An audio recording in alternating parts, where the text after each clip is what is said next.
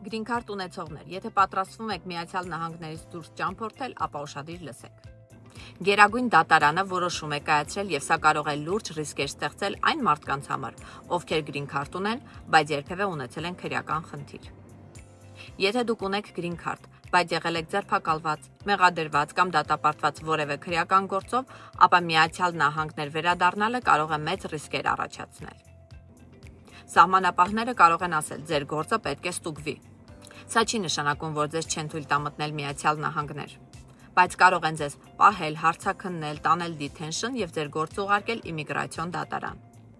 Այսինքն դուք կարող եք ֆիզիկապես մտնել Միացյալ Նահանգներ, բայց արդեն որպես մարդ ու մուտքը վիճարկվում է։ Եվ ամենակարևորը, եթե սահմանին ձեզ տալիս են որևէ թուղթ եւ ասում են ստորագրեք, մի ստորագրեք առանց փաստաբանի հետ խոսելու։ Այդ ստորագրությամբ դուք կարող եք անգիտակցաբար հրաժարվել ձեր Green Card-ից։ Հիշեք, սահմանապահը չի կարող պարզապես վերցնել ձեր Green Card-ը եւ ասել. «Վերջ, դուք այլևս մշտական բնակիչ չեք»։ Բայց ձեր ստորագրությունը կարող է շատ մեծ խնդիրներ առաջացնել։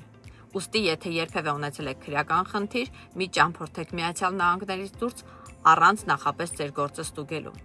քանի որ մեկ ճամփորդությունը կարող է վտանգի տակ դնել ձեր Green Card-ը։